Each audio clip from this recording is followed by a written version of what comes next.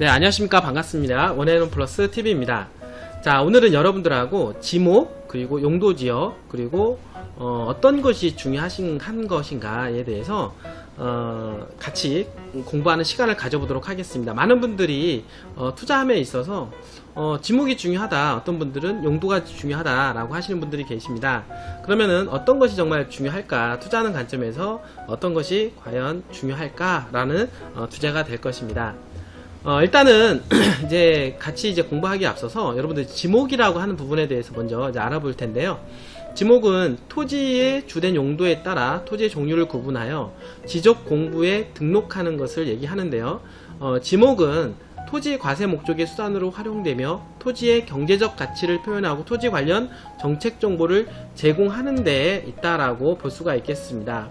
즉 지목은 대부분 보면은 현재의 그 땅의 쓰임새의 가치를 지목이다라고 할 수가 있겠습니다. 즉 지목은 필지마다 하나씩, 우리나라 대한민국에 여러 필지가 있는데요. 수만 필지가 있는데 그 필지마다 하나씩 설정이 되고 토지의 특성, 가치 등을 나타낸다라고 볼 수가 있겠습니다. 그러니까 각 필지마다 밭으로 쓰고 있다라고 하면 전이 되는 거고, 그 다음 논으로 쓰고 있다라고 하면 답이 되는 거고, 집이 지어져 있다라고 하면 대지가 된다라고 할 수가 있겠습니다. 그런 것처럼 도로로 쓰고 있다라고 하면 도로가 되는 것처럼 현재의 쓰임새에 따라서 설정이 된다라고 보시면 되고, 각 필지별로 1필지 1지목으로 형성이 되어 있다라고 말씀을 좀 드릴 수가 있겠습니다. 일단은 이제 지목의 종류가 있는데요. 지목의 종류는 28가지로 이제 구분이 됩니다. 그래서 전답, 과수원, 목장용지 등 잡종지까지 있는데 이제 부호로 이제 표기를 하게 된다라고 보시면 됩니다. 그래서 전은 전으로 표시하고, 이렇게 글자가 많은 과수원은 이제 과로 표현하고, 목장용지는 이제 목으로 표현하고, 공장용지는 장으로 표현을 해서 총 28가지의 그 지목으로 설정이 되어 있다라고 말씀을 좀 드릴 수가 있겠습니다. 그러면 용도지역이란 무엇일까요? 용도지역은 토지의 이용 및 건축물의 용도, 건폐율, 용적률, 높이 등을 제한을 하게 되는 겁니다. 그러니까 용도지역이 설정이 되면 땅을 어떻게 쓰겠는가, 그 땅에 대한 이 땅을 면적을 어떻게 활용하고 이 땅의 높이를 어떻게 활용을 하느냐, 이제 건축물을 지을 때 이런 것에 대해서 이제 용도지역을 이제 쓰게 되는데요. 그러니까 토지를 경제적 그리고 효율적으로 이용하고 공공복리의 증진을 도모하기 위해서 서로 중복되지 아니하게 도시, 군 관리 계획으로 결정하는 것을 이제 용도지역이다라고 할 수가 있겠습니다. 그러면 용도지역은, 대한민국 용도지역은 국토교통부 장관, 시도지사 또는 대도시 시장은 다음의 용도지역의 지정 또는 변경을 도시, 군 관리 계획으로 결정을 하게 되었습니다. 그래서 도시지역을 보게 되면 용도지역에는 도시지역과 이제 비도시지역으로 나뉘어지게 되는데, 그 비도시지역에는 관리지역, 농림지역, 자연환경보전지역으로 이렇게 나뉘어지게 됩니다. 그러면 이제 도시지역에는 이렇게 주거지역, 상업지역, 공업지역으로 나뉘어지게 됩니다. 그래서 주거지역은 거주의 안녕과 건전한 생활 환경 보호를 위해 필요한 지역의 주요 주거지역으로 용도가 지키게 되고요. 그 다음에 상업지역은 상업 그 밖의 업무의 편익 증진을 위해서 필요한 지역, 공업지역은 공업의 편익 증진을 위하여 필요한 지역, 녹지지역은 자연환경, 녹지 및 산림보호, 보건위생, 보안과 도시의 무질서 확산을 방지하기 위하여 도시의 보존이 필요한 지역에 녹지지역을 찍어 놓게 됩니다. 그러니까 이 녹지지역에는 또 구분하면 자연녹지, 생산녹지, 이렇게 보존녹지로 세분화할 수가 있습니다. 그리고 이제 그 비도시지역 중에서는 이제 첫 번째 이제 관리지역이 있는데요. 대부분 이제 관리지역이라고 하는 것을 보게 되면 도시지역의 인구와 산업을 수용하기 위해서 도시지역에 준하여 체계적으로 관리하거나 농림업의 진흥, 자연환경 또는 산림의 보존을 위하여 농림지역 또는 자연환경보전지역에 준하여 관리가 필요한 지역입니다. 즉 도시지역과 농림지역의 가운데 중간적인 어떤 역할을 한다라고 보시면 됩니다. 필요에 따라서는 도시지역처럼 개발할 수 있고 필요에 따라서는 농림지역처럼 보존을 시킬 수 있는 땅이 관리지역이라고 볼 수가 있겠고요. 그 관리지역은 또 용도가 세분화가 되어 있는데 보존관리, 생산관리, 계획관리지역으로 편입을 하고 투자하는 관점에 있어서는 이 계획관리지역을 많이 보게 됩니다. 그 이유는 뭐냐면 도시지역으로의 편입이 예상되는 지역이나 자연환경을 고려한 제한적인 이용 개발을 하려는 지역으로 계획적 체계적인 관리가 필요한 지역이기 때문에 라고 볼 수가 있겠고요. 규제 강도는 도시지역에 한한다. 즉 계획관리지역은 이 비도시조건 중에서도 가장 도시적인 성향이 있기 때문에 어떤 개발 바람이 불 때 어떤 건축 바람이 불 수 있는 확률이 상당히 높아집니다. 그렇게 되면 당연히 땅에 대한 쓰임새가 좋아지기 때문에 집가 상승으로 크게 작용할 것이다 라고 말씀을 드릴 수가 있겠고요. 그 다음에 농림지역이 있는데 농림지역은 도시지역에 속하지 아니하는 농지법에 의한 농업진흥지역 또는 산지관리법에 의한 보전, 산지 등으로 농림업의 진흥과 살림의 목적을 위해서 필요한 지역이다라고 말씀을 드릴 수가 있겠습니다. 즉 농림지역은 사실 보존성이 상당히 강하다라고 하는 것입니다. 그러니까 투자성보다는 보존성이 강하기 때문에 웬만하면 투자하는 관점이라고 하면은 건드리지 않는 것이 좋다라고 볼 수가 있겠습니다. 이제 끝으로 자연환경 보전지역이 있는데요. 자연환경 보전지역이란 자연환경 수자원, 해안 생태계 상수원 및 문화재의 보존과 수산 자원의 보호 육성 등을 위하여 이제 필요한 지역이다라고 볼 수가 있겠고, 특히 자연환경 보전지역에 해당이 되는 것을 보면 국립공원이라든지 보게 되면 오대산 국립공원이라든지 그 다음에 한라산, 근데 그 유명한 산들이 있지 않습니까? 그 산들은 모두 다 자연환경보전지역으로 지정이 되어 있어서 산림을 훼손하지 않고 보존성이 상당히 강한 지역으로, 규제가 많은 지역으로 이제 말씀을 드릴 수가 있겠습니다. 즉 투자하기에는 좀 바람직하지 않다. 그럼 결론적으로 말하면 투자하기에 가장 바람직한 용도는 도시지역과 비도시지역 중에서는 계획관리지역이다 라고 말씀을 드릴 수가 있겠고요. 그거를 용도지역 및 입지에 대한 개념도로 이렇게 설명을 하면 대한민국은 이렇게 네 가지의 용도로 나뉘어지게 된다라고 보십니다.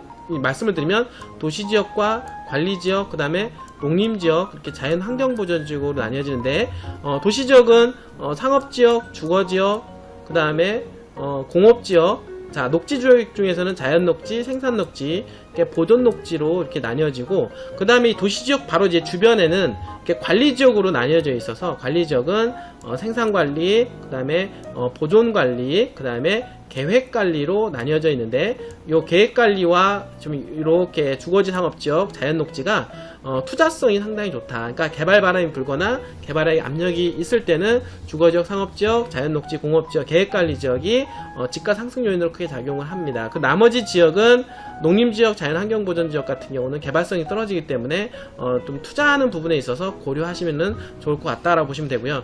대한민국에 있던 이 용도지역의 어떤 분포도를 보게 되면 도시지역은 개발이 가능한 도시지역은 16.6%, 대한민국 총 면적의 16.6%라고 볼 수가 있겠고요. 관리지역은 24.5%, 그 다음에 농림지역, 자연환경보전지역은 47%, 그 다음에 11% 차지하게 되면서 실질적으로 개발 행위가 많이 이루어지는 지역은 도시적 땅인데, 대한민국 한 302억 평여 땅 중에서 한 16% 정도가 도시적 땅으로 되어 있고, 그 지역 중에서 개발 행위가 이루어질 가능성이 상당히 높다라고 말씀을 좀 드릴 수가 있겠습니다. 조금 더 용도지역을 좀 더 세분화시키게 되면, 이제 주거지역은 이제 전용주거지역, 일반주거지역으로 나뉘어지고요. 전용주거지역 1종 일반주거지역, 1종 전용 2종, 그 다음에 일반주거지역은 1, 2, 3종.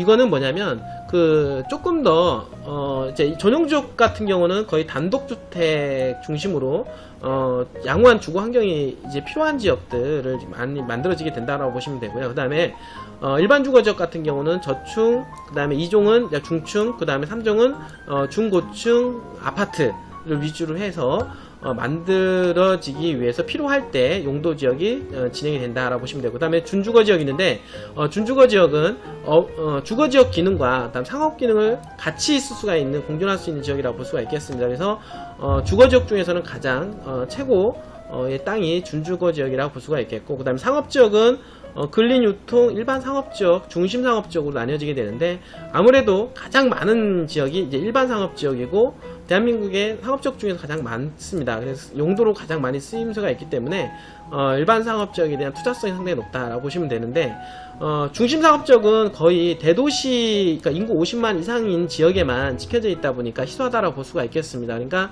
뭐 서울특별시라든지 또는 인구가 많은 뭐 용인시라든지 뭐 광역시 이런 지역에 중심 상업지역이 찍히고, 일반 시군 단위에 있는 땅들은 중심 상업지역이 없다고 보시면 될 것 같습니다.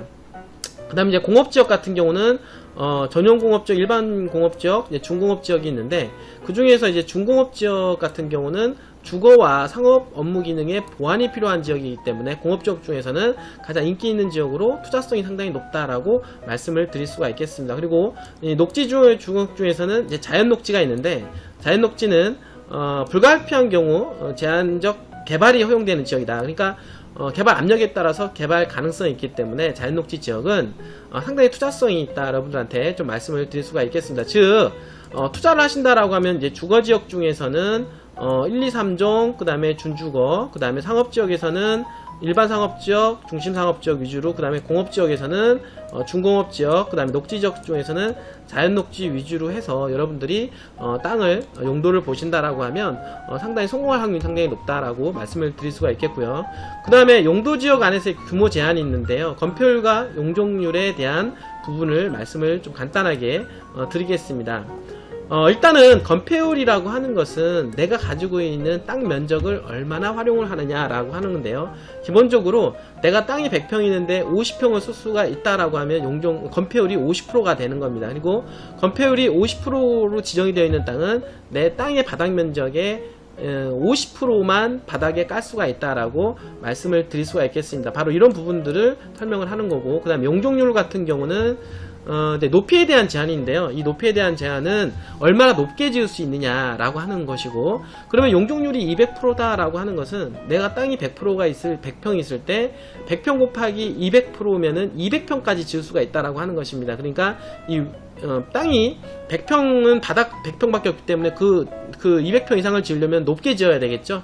그러면은 이 건폐율의 영향을 받아서 높게 지을 수가 있다라고 하는 건데요, 그러면 용적률이 200%다라고 하면은 내 땅이 100평이고 그럼 200평을 지을 수가 있다. 근데 건폐율이 50%에 적용이 되면 내 땅이 100평이 있지만 50평을 지을 수밖에 없습니다. 그러면 1층에는 50평, 그러면 50평씩 200평을 채우려면 4층까지 지어야 된다는 겁니다. 그래서 건폐율 용적률이 200%다라고 하는 것은 건폐율이 50%라고 하는 것은 4층 이하의 건물을 지을 수가 있다라고 말씀을 좀 드릴 수가 있겠습니다. 건폐율 및 용적률에 대한 지정 기준은 3단계 지정이 있는데요, 법률과 그 다음에 대통령령, 그 다음에 도시 구운계획 조례로 정한다라고 말씀을 좀 드릴 수가 있겠습니다. 건폐율 및 용적률에 대한 부분이 있는데요, 이 용적률 제한입니다. 각 그 용도마다 주거지역, 상업지역, 공업지역, 녹지지역, 그리고 관리지역, 농림지역, 자연환경보전지역마다 그 다음에 건폐율, 그 다음에 용적률들이 다 적용이 되어 있다. 요거는 여러분들께서 좀 참고를 해 보시면은 될 것 같습니다. 그 용도지역에 대한 입지를 좀 더 이제 보게 되면, 그 방금 전에 제가 용도를 이제 가르쳐 드렸는데요, 여기서도 지금 보시게 되면 그 이제 부안 군청 주변을 기준으로 해서 그 보게 되었는데, 지금 여기 빨간색으로 되어 있는 데가 바로 이제 상업지역으로 이제 표현이 되어 있습니다. 그리고 노란색은 바로 이제 주거지역, 그리고 녹지는 이제 녹색으로 되어 있고요. 그 다음에 관리지역은 이렇게 색깔로 관리지역으로 표현이 되어 있습니다. 즉 부안군청을 중심으로 해서 상업지역이 중심권으로 몰리고, 그 다음에 상업지역 외곽에 주거지역, 또 외곽에 녹지, 그 다음에 관리지역으로, 계획관리지역으로 분포가 되어 있음을 여러분들이 확인이 가능하다. 그러니까 중심권일수록 좀 건폐율과 용적률이 높은 용도가 찍힐 수 있는 확률이 높다라고 여러분들한테 좀 말씀을 좀 드릴 수가 있겠습니다. 바로 상업 주거지역일수록 시가지 중심에 위치하여 입지가 탁월하다라고 말씀을 드릴 수가 있겠고요. 이 사진에서 그림에서 보는 것처럼 이 시내를 중심으로 보게 되면 이 그래프 Y축에 해당하는 그 항목이 이 위쪽인데요. 이게 Y축이면 위쪽입니다. 위쪽 방향인데 이 부분을 이제 보게 되면 뭐가 있냐면 어떤 것들이 있냐, 그러니까 시내권으로 가면 갈수록 가격이 비싸다. 시내로 갈수록. 그리고 건폐율 용도, 건물 용도가 좋고, 그 다음 건폐율 용적률이 높다. 그리고 지정 면적이 희소하다라고 볼 수가 있겠고요. 그 다음에 수요가 높고, 그 다음에 건물 높이, 그 다음에 높고, 인구 유동량, 접근성 등이 좋다. 즉 시내로 가면 갈수록 당연히 땅은 좋을 수밖에 없다라고 하는 부분을 좀 말씀을 드릴 수가 있겠습니다. 즉 모든 항목에서 상업지, 주거지역일수록 가치가 높다라고 하는 것을 이 그래프상으로 좀 말씀을 드릴 수가 있겠습니다. 즉 토지 투자 필승 전략. 자, 개발 호재 지역에는 주거지, 상업지역을 공략을 해라 라고 여러분들한테 말씀을 드릴 수가 있겠습니다. 자, 다시 한번 정리하겠습니다. 자, 지목이란 무엇일까요? 자, 토지의 주요 용도를 지적공부에 등록하는 것이고 과세수단으로 활용하는 것입니다. 즉 현재의 토지의 가치를 표현하는 것이다 라고 말씀을 드릴 수가 있겠고요. 그 다음에 그럼 용도지역은 무엇입니까? 토지를 경제적 효율적으로 이용하고 공공분리의 증진을 도모하는 데 목적이 있다. 그리고 토지의 이용 및 건축물의 용도 건폐율, 용적률, 높이 등을 제한하는 데 이유가 있다 라고 볼 수가 있겠고요. 이 용도지역은 바로 미래의 토지 가치를 결정을 하는 것이다 라고 볼 수가 있겠습니다. 즉 다시 한번 말씀을 드리면 자, 건폐율이라고 하는 것은 그 땅의 쓰임새이고 현재의 가치를 얘기한다라고 하면, 자, 용도지역이라고 하는 것은 미래의 가치를 얘기하는 거고, 땅에 대한 어떤 미래 가치, 비전 가치, 그리고 앞으로 어떻게 개발할 것인가에 대해서 나와 있는 것이 바로 용도지역이다라고 볼 수가 있겠습니다. 즉 토지를 투자하는 관점이라고 하면은 지목보다도 무엇보다 더 중요한 거는 용도라고 말씀을 드릴 수가 있겠고요. 그리고 개발 지역일수록 저 시내권에 있는 땅이 훨씬 더 좋다. 그리고 시내권에 있는 땅은 주거지역, 상업지역이기 때문에 개발 지역일수록 주거지, 상업지역에 투자하는 것이 가장 스마트한 투자가 되지 않겠느냐라고 여러분들한테 결론을 드릴 수가 있겠습니다. 자, 결론입니다. 자, 스마트한 투자가 대세입니다. 이제는 당신 차례입니다. 여러분들 끝까지 시청해주셔서 감사합니다.